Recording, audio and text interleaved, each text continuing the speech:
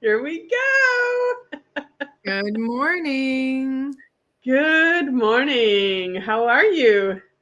I'm good. I'm good. It's getting nice and cold here.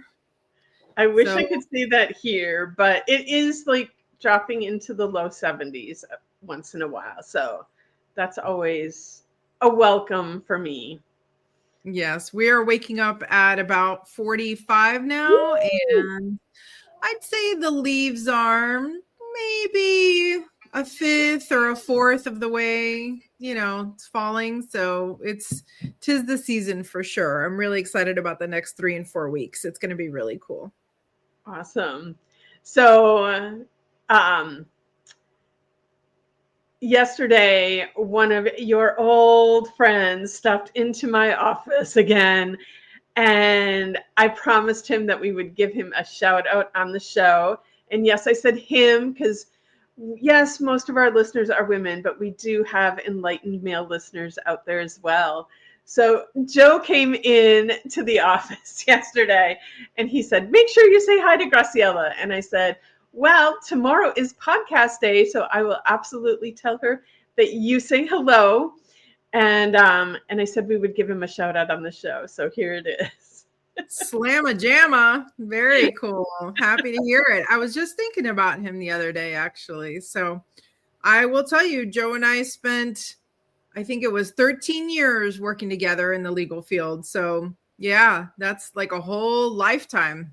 The good years too, the 20s and 30s, the good ones. The fun ones. The fun ones. Yeah. Definitely. Oh, I learned I, and I learned a lot from Joe. Like I always joke, like you see me for all my events and stuff, I'm always with a 3-ring binder. Joe's the one that started that. So no, for all did of you that mock me for my 3-ring binder, just know that I mocked him for years. So yeah, that's how that goes. Oh, well, and good morning to our regular listener, Pam. I'm actually using your mug again today, Pam, Good because morning. today is an extra special show. I am so excited and I feel like honored that someone he has some responsibility for the name of this show. But without further ado, we are bringing on Moses from Imbue Cacao, our favorite cacao. And I'm going to say, people every once in a while, like, give me other cacaos, like, you got to switch, you got to try this. And every time I'm disappointed. And I don't think anyone will ever be able to steer me away. So thank you for joining us this morning, Moses. Yeah, it's my Um, pleasure and good to hear. I would love for you to just introduce yourself a little bit to our audience. Tell them, I want to know, like, your cacao story. How did this all start? Yeah. So my name's Moses, and I'm the co-founder of Embue Cacao. My wife, Amba, and I founded it. It's actually 15 years ago this October, actually. And we started it after a couple of years after we had been in Costa Rica. We were at a fire circle festival there, and someone said, as one of the opening nights, it was a multi-night event, that we were going to do a cacao ceremony. And I was like, oh, chocolate, that sounds good. I like chocolate. Didn't think too much else of it. And so we sat around a fire, and someone made up a really thick drink of cacao, and I never really had it that way. And it felt like I was just effortlessly falling in love with everyone at the gathering, 40, 50 people, half of whom I didn't know. And it wasn't in the like, oh, I'm going to work to open my heart kind of way. It was just like heart wide open, really beautiful, really easeful. And so I realized there was obviously a lot more going on than chocolate as I knew it. And so that kicked off a couple of years of exploration with cacao and inner work. And the timing was really helpful for me, because one of the main lessons I was working with that time in my inner work was how to do inner processing in a more gentle and less impatient way. I was trying to move very quickly at that point in my life, and cacao has this really sweet way of just being like, there's nowhere to go. We're right here. You might be feeling things, thinking things, whatever, but So that it lined up really well with, what I was needing, and also just the kind of ways that I was working with my inner landscape. And then a couple of years later, Amba and I decided that we wanted to share this with other people. So we started bringing some back, usually just in our backpacks from Guatemala down south, and sharing it, leading cacao ceremonies. And back then it was, you could Google cacao ceremony and there was absolutely nothing. And everyone looked at me really funny every time I said it, like, cow ceremony? What are you talking about? And so, yeah, it's been really fun watching the whole thing just explode over the last 15 years of just more and more people, I think, resonating with the gentle, heart-centered energy, the accessibility. It's legal. It's a great introduction to plant medicines. It's something we can do on our own. We don't need to go to some big retreat to do it. So it's really versatile that way. And yeah, it's been great watching the whole thing take off and have our own evolutions at Embue as well. And congratulations. I mean, how exciting. And I'm sure you hear stories, but probably those stories are just the tip of the iceberg on how your work has impacted so many other people's lives. I mean, aside from the fact of drinking cacao, whether it's every day or in ceremony, that in itself has a massive impact. But for us, it literally has launched a whole separate career for us because, I don't know if Julietta's ever told you our origin story, but I had a client come to I'm a photographer, and she came to a session and she said, I'll do this session with you, but first you have to drink this. And like everyone else, I was like, well, what is that? And is it psychedelic? Which is probably the question I answer the most nowadays is, is this psychedelic? Yeah. No, it's not psychedelic.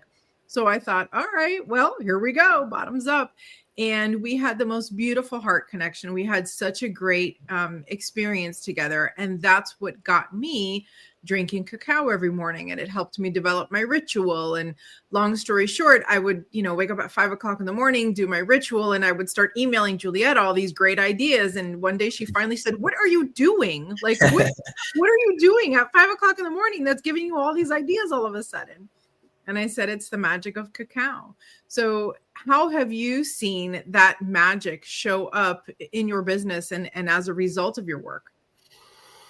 Yeah, it's a great question. I mean, so many different kind of tracks over the many years. I mean, in my personal life, it's hard to separate out sometimes just cacao from other things, but I find over time, both in my own practice and with cacao, it's like the small, gentle daily shifts versus the big, major, kind of like life-changing things. I'm in my early 40s. I've got 4 kids. We've got a little homestead here in Vermont. So life is very busy and full.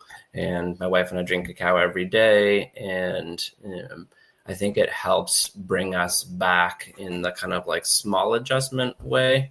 And I think that's a really important piece of cacao is the regular use can help provide those like daily reminders of being more in our heart, that life is a little bit more flexible than we might think in a given moment. And then I would say also on the business level of running Embue, there's definitely a sense that I have of being like I'm not totally in charge of the thing. And I think that cacao is participating in it. And it's hard to pin down exactly, what that means or how that's played out. But it's, I guess in a way, it's continuously worked. And I don't think that's solely because of things that I've done or Amba's done. I mean, obviously there's decisions we make and we work hard, etc. But it's kind of in some ways on a what I might call a magical level continued to work. And there were some months in the early years where I was like, I don't know if we're going to make enough sales this month, and all of a sudden just like magically they show up and I don't know how or why.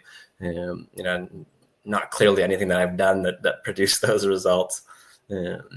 So yeah, that's what I would say it's a journey of just paying attention and being open to what comes through a lot of that.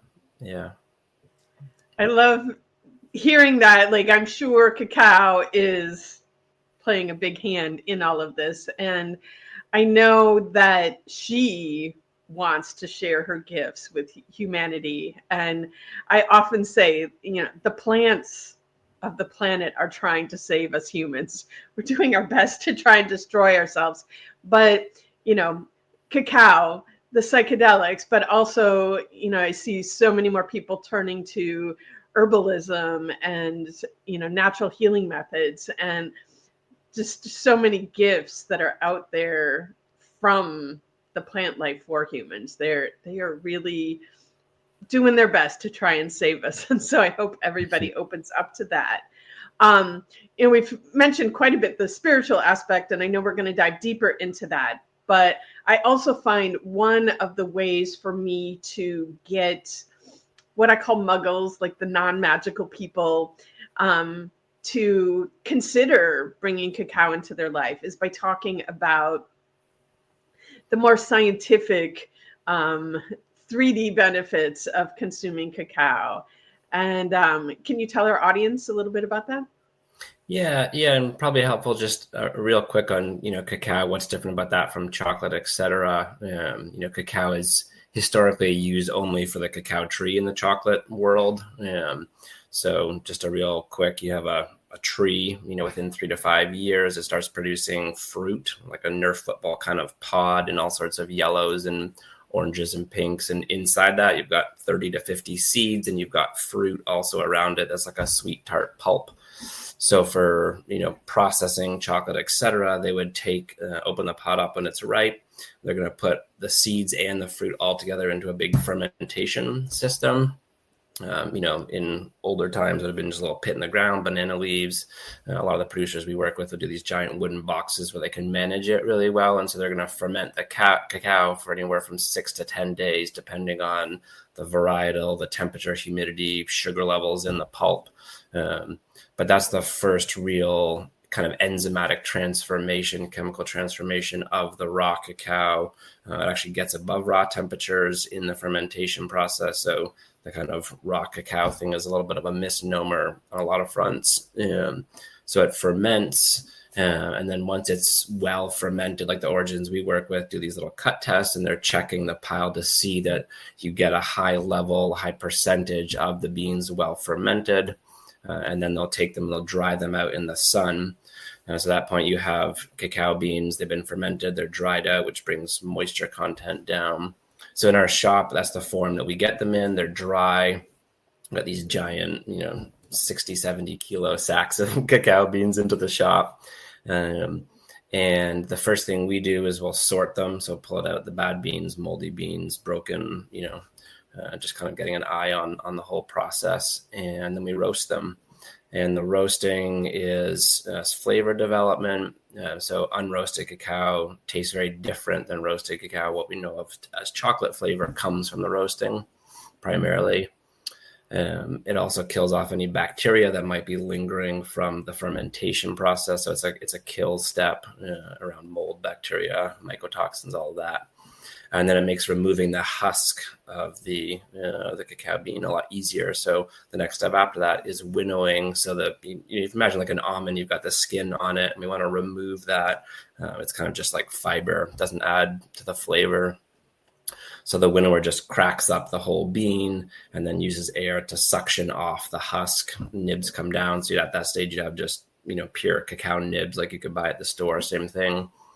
And then we refine the nibs up so that it reduces the micron size, kind of like with chocolate, or when you drink Embue, you don't notice any grittiness to it because we've ground it up. And the grinding process has a secondary function known as conching. So there's various acids that are in the cacao from the fermentation. Some are naturally occurring, some are just acetic acid fermentation. We want to drive some of those off to develop the flavor, so it aerates essentially over a couple days. And for us, that's after we pour it out of the machine, we either shave it up to make the flakes that we do, or we temper it into a 1 pound bar.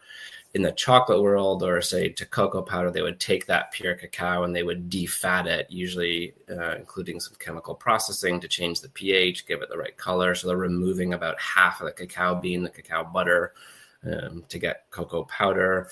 When they're making chocolate, they're recombining often in different percentages, adding more cocoa butter, solids, fillers, etc.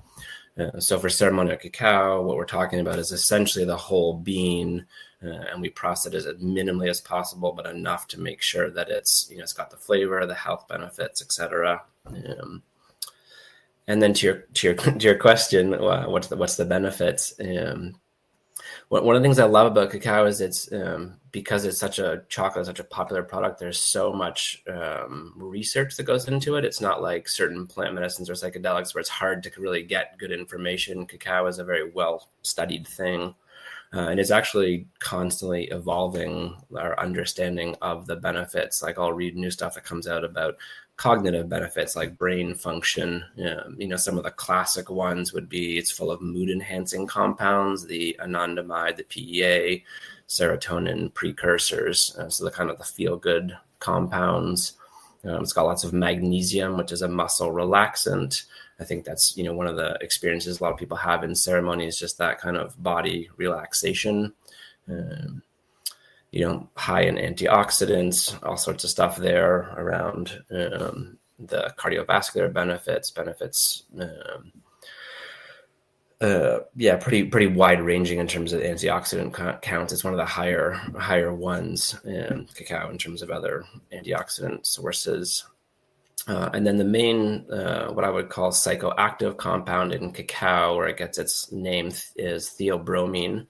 Theobromine that's the Latin name of cacao is Theobroma cacao, food of the gods.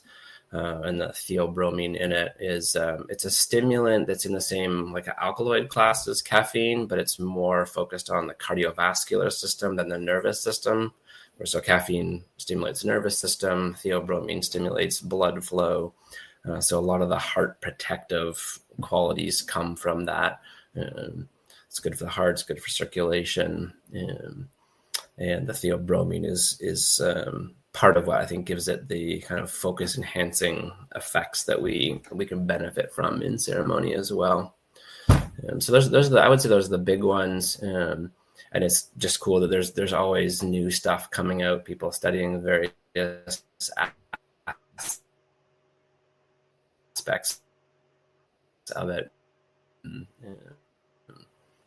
That kicked off the interest in dark chocolate for health is from a group off the coast of Panama known as the Cuna, and it's a small little island, and they were regularly consuming cacao. It would be a much more like a thinner version than what we do now, but about an ounce a day throughout the day. And that's where they notice very low incidence of heart conditions, no high blood pressure. And so they linked that back to the cacao consumption, and that kind of kicked off a lot of the eat dark chocolate, which I always find a little funny because it's like, they're trying to encourage people to go darker, but there's still all the sugar and there's the fillers and the other things that kind of come with that, instead of just being like, eat cacao. Cacao is what's good for you. One of the big questions that comes up like in the ceremony, because often we're holding them in the evening, and you were talking about the theobromine and caffeine. And so people are always worried, like, does this have caffeine? Is it going to keep me awake all night? Could you speak a little more in depth about that? Yeah. So it has caffeine for sure. Anyone who says otherwise is does not give you the full picture. I would say about it. So generally for a daily dose, I would recommend around an ounce of cacao. A ceremony might be like 1.5 ounces to 2 ounces if you're doing something longer. But an ounce of cacao is going to have around 40 milligrams of caffeine, so somewhere around a cup of black tea. It's about 0.1 to 0.3% by weight is caffeine.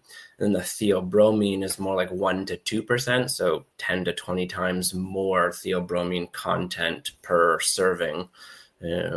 So I would say both of those are stimulating, and generally in relation to a ceremony in the evening, I would either go a little bit lower dose, because if you're doing 1.5 ounces, let's say to 2 ounces, it definitely will keep you up for 3 to 4 hours. So often I'll either go lower dose, do it a little bit earlier, or I've done plenty of ceremonies that are intended to go late.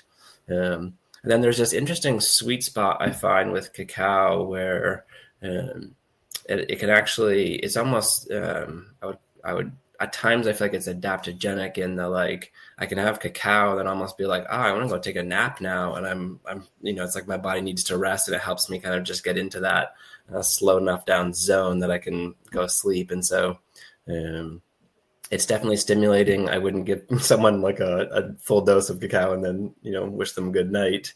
There's companies that sell like, nighttime cocoa drinks for kids. And so there is kind of a sweet spot in there where it can help switch it over.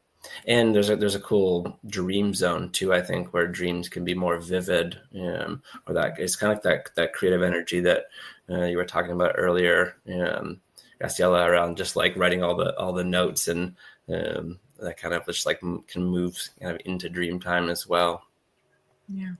I always, when I introduce cacao, and now I host little how-to cacao classes and things like that. But one of the things that I always say is that cacao gives you what you're looking for. So it's very important to set your intention. So if you need focus and creativity and you need it to sustain you throughout the day without having a big crash like you do with coffee and sugar, cacao is your girl, and if you want to drop into your heart center, cacao is your girl. And if you want to take the world's best nap, drink cacao, and people have a hard time like, wait a minute, I thought you said it was energizing. How could it also give you the best nap? And I'm like, I don't question the magic, man. I just know that like when I set my intention and I say, this is what I'm after, this is the support that I need. And sometimes even going into drinking cacao, I'm not quite sure what I need, but after I drink it, I'm like, okay, like you said, it slows me down long enough to really listen to my body and my brain and say, what do I really need right now? And sometimes it's, we have had multiple times where we've planned out a retreat in one day, or we have, I planned out a year-long coaching program and I banged it out in one day, and I credit my cacao strength for that. And then again, some days I'm just like, I just need to take a nap. Like, I just need to rest. That's really what my body needs. So I have two questions actually. First one is, I would love for you to speak on, why you keep your cacao pure, and like there's this evolution happening where a ton of other companies are adding things to their cacao, and I'm not trying to trash them or anything like that, but I'm just curious as to why you keep yours pure. And then part B is, can we get a tour? Like, can I plan a retreat on your farm? I'm coming. How do we do this? Let's set it up. So on the purity question, I've toyed around with ideas for a long time about adding things to our cacao, offering different options, adaptogenic mushrooms, cayenne, warming spices. There's kind of the sky's the limit in a way, and a lot of it's just a practical consideration. So the basic thing for me is that cacao in its pure form, as in not defatted, not over processed, is got the most benefits. It's still got all the healthy fats in it, which are really good for us. The cacao butter, it absorbs in the body better in its pure form than, say, cocoa powder, etc. So that's kind of the base that we're working with, is the pure cacao. And because people add so many different things to their mixes at home, it just seems way simpler to be like, all right, we're going to provide the base, and you add the things that you want to it. Whereas, there's a lot of companies, they got the functional mushrooms, they've got chai blends, warming spices, this, that, and the other.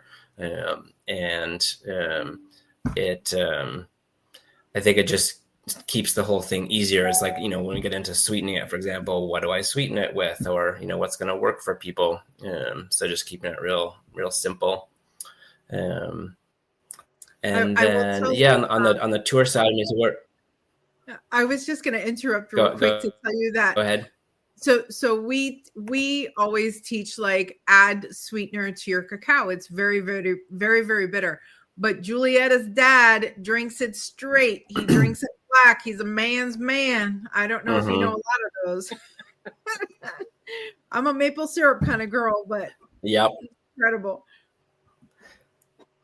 Yeah. I mean, I'm around it all day long, so I'll snack on it straight. I like it that way, but I also have a sweet tooth, so I like the sweetening. But that's it's another example of, we could sell it at, say, like 70% with some kind of healthier sweetener, which is a little bit complicated on its own. But then it's, some people like a darker nut, and so it just seems way easier to do it in that form. We're based in. Yeah. So we're based in Vermont, so we don't have any cacao trees to look at. It's a little too cold for us up here. So we have our shop. We're in Brattleboro, Vermont, southern Vermont, and it's a pretty small little space, about 1,700 square feet. And we get pallets of cacao beans in, and we run it through the whole process. The current space we're in, we've been in for almost 2 years. And one of the fun parts of that is we've actually had a lot more customers to start reaching out to come in and pick up cacao or check out the shop and see how it happens. Because there's a certain, I think, mystique around how, chocolate, how chocolate's made, like where does it come from? It's not like, like a banana or a coffee where it's like, hey, you've got the banana tree, they harvest the banana, I eat it. Here's coffee bean, they roast it, I grind it up. It's like, what does the tree look like? What does the fruit look like? What is, and then how do you get chocolate out of this thing? I think there's just that kind of Willy Wonka level of mystique around it all, which is kind of fun. So yeah, we love hosting people in the shop. I'm going to say, so, because cacao will grow down here in South Florida where I am. And so a while back, I was gifted some cacao, and I watched a YouTube video, and I'm like, all right, I'm going to make my cacao.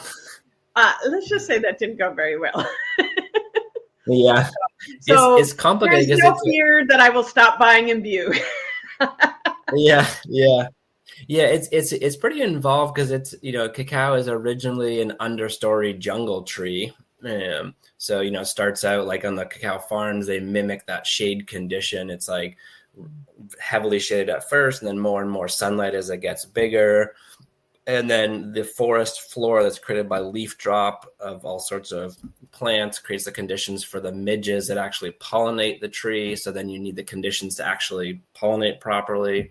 And then, 1 or 2 cacao pods is going to be a little bit challenging to work with in terms of like all the processing steps to get there. Like you need enough volume to ferment it well. And there's a butterfly museum near us that's, a climate controlled space, and they have a cacao tree there, and actually occasionally has cacao pods on it. So it's always fun to see because it's such a cool looking tree. Like the fruit actually grows right from the trunk or the branches. It's not hanging off in that way.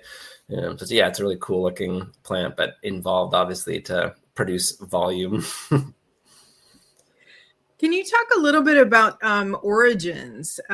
We noticed that there's been some shifts and changes into where the cacao comes from and whatnot. Can you talk to us a little bit more about where it grows and what the differences are in those different origins? Yeah. So cacao originally, the best guess right now is Peru, South America, Amazon. And it now grows in what people call the 2020 zone, so 20 degrees north and south of the equator. That's, the rough kind of limits of its growth conditions. It needs a lot of heat, a lot of humidity, a lot of rainfall. So obviously any climate that has those conditions, at this point, it's, obviously spread across the rest of South and Central America. It's in Africa.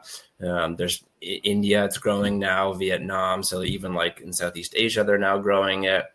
And so in terms of origins, obviously there's lots of really interesting cacao from all over the world nowadays. Maybe 50 years ago, it was pretty much bulk of it coming from West Africa, low quality just in terms of both, conditions for workers, but the quality of the cacao itself also just blander essentially. There's no genetically modified cacao, but there are varietals that are more disease resistant, which is good for farmers that are, just bigger seeds, more yield, but the flavor is lost in the process, less interesting. And there's also been a revival of the art of fermentation, post-harvest processing in the last 20, 30 years. I think in large part due to the craft chocolate market, where there's just more people interested in single origin cacao, which is, you take a small area that's planting a somewhat similar varietals that they're dealing with. They've got the same terroir in terms of the soils, the climate.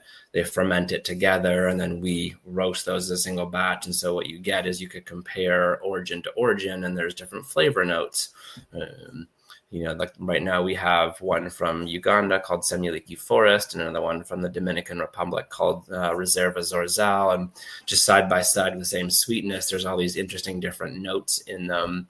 And there's other origins. I've tasted ones that have orange or blueberry, and the chocolate world gets into little hints of fig and tobacco, and it can get very, very in depth. And we don't go too far down that road because when people are making a drink, obviously a lot of the nuance gets lost, and I think most people overestimate our own ability to taste all these cool things in the cacao. But I find it fascinating that there is, one, there's a lot of good quality cacao out there these days, and two, just, being able to see the differences in the origins. And we, for us at Embue, the last year and a half has been pretty challenging in regards to origins, because the cocoa market has been at this 60-year high, where, if you look at a chart of just kind of international pricing, it's just kind of like going along, and it just hits this kind of cliff, and it just goes up really high. And it's softening a little bit, but the kind of rollover effect of that is some origins just get snapped up really quick because the big buyers come in and they're just looking for whatever they can get. On the flip side, sometimes quality declines because people can sell for such a good price. They don't bother fermenting. They're not taking as good care of the trees and the practices they have going on. Because they just don't need to, because there's such a shortage.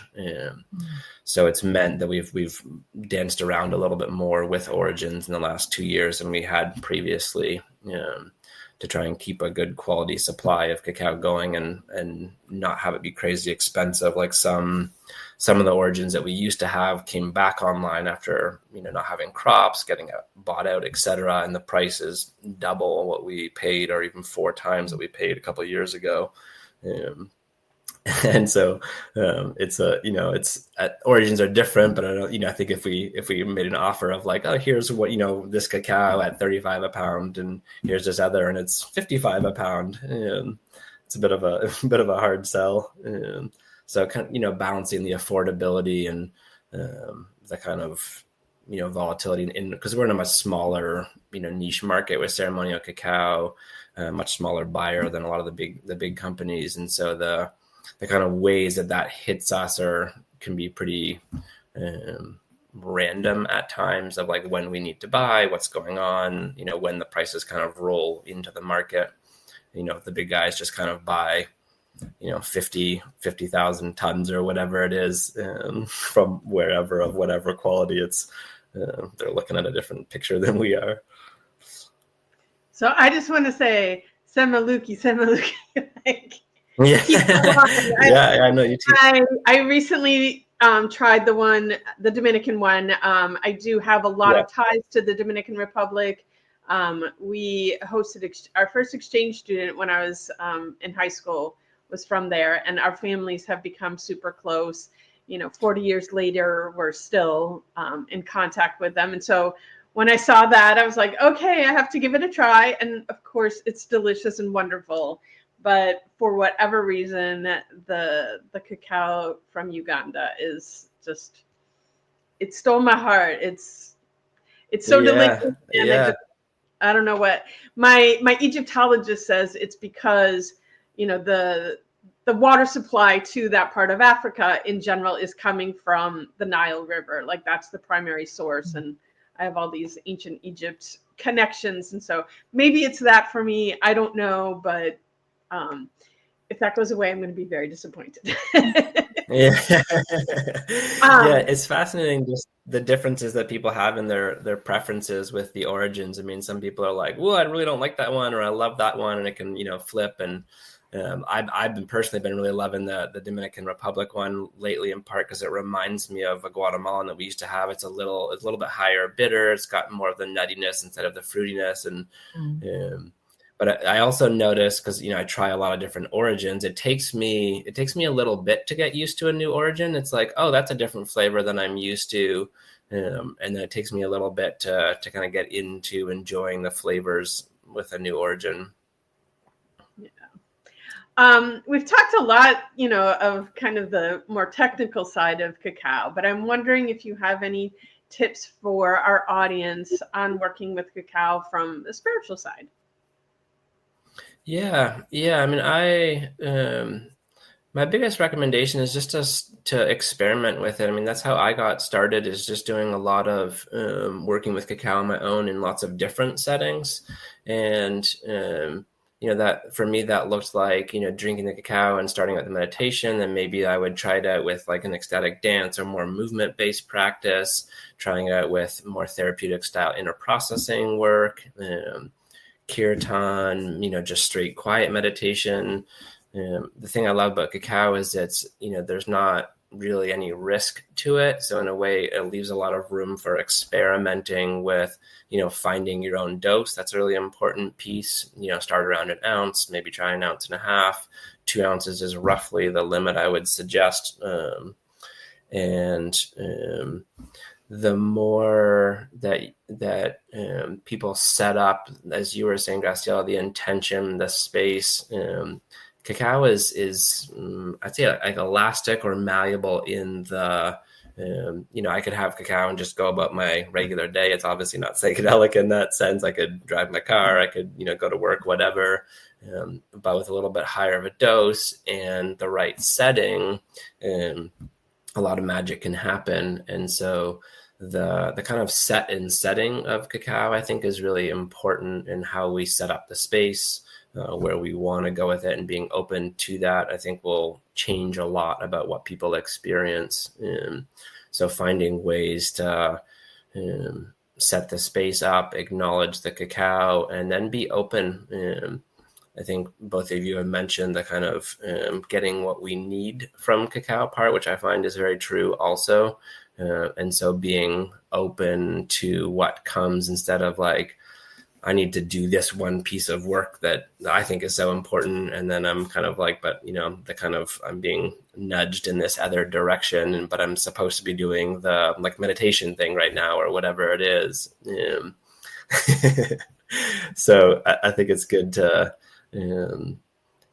follow that. Obviously at times, meditation practice can be challenging. So, sitting still for a while or sticking with something can have benefit, but also being flexible and going with what comes up. Because cacao for me is a lot about coming into deeper contact with the present moment. And sometimes you might not be aware of what's fully there. It could just be, a sadness, an anger, a grief. It could be some inspiration. There's a lot that it can help us unpack. And instead of looking for one particular thing, I think it's really helpful to be flexible and follow what's being presented. I've done deep inner processing. I've gotten creatively inspired, done, shamanic style journeying.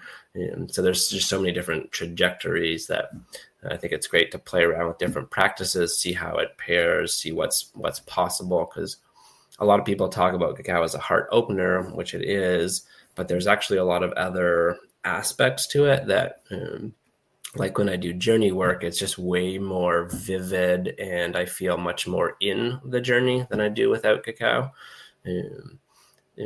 When there's emotional processing work, it's easier to connect with the feelings without some of the judgments or stories that typically come with them, and make it harder to access those places. So there's a lot of directions that it could go. And I think it's helpful for people to be open to the directions it could go.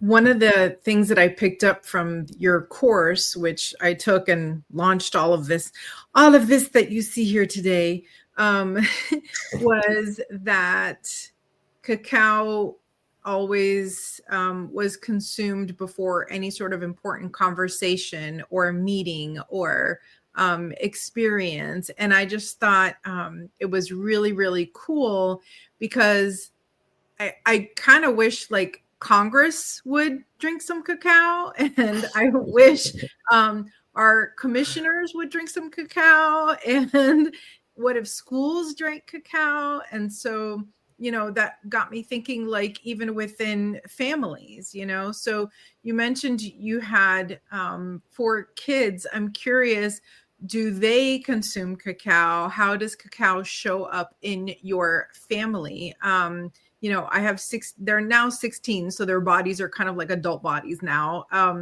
But also we're raging ADHDers in this household. And, I know for me, it helps me with focus and intention and things like that.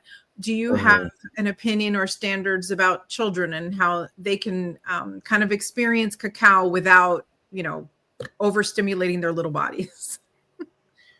Yeah, it's really just about dose. It's totally safe for kids. I mean, my kids range from 3 to 13 at this point, and as young as 1, 2, 3, I'll let them have a sip or a little cup, or I just moderate the dose, based on body size, essentially, so that they don't get too much, but they get to have some. And sometimes at home we'll all drink together. Sometimes it's just my wife and I, but it's totally safe for kids. It's fun to do a little mini ceremony together, just as a family ritual practice.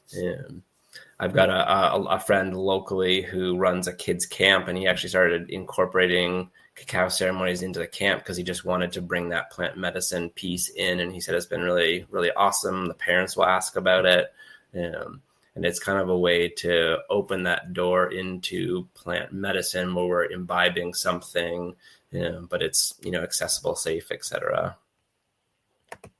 That's awesome. I could just see it now, cacaoforkids.com. I love it. Yeah. Yeah.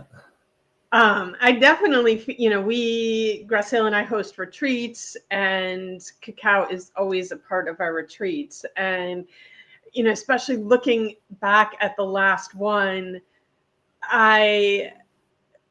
there was so much transformation happening at that retreat. And I know it would not have even remotely been the same if we had not had cacao as part of that retreat. And, I think sometimes too, because people are like, oh, it's not a psychedelic like psilocybin or ayahuasca or any of those medicines. But I just, want to put it out there that doesn't make it any less impactful. And I think both Graciela and I will say it's transformed our lives, and we've witnessed the transformation of so many other lives by people joining in and sharing cacao and allowing it to open their hearts. And so we definitely want to thank you for bringing this beautiful gift to all of us. Do you have any last thoughts that you want to share with our audience about cacao?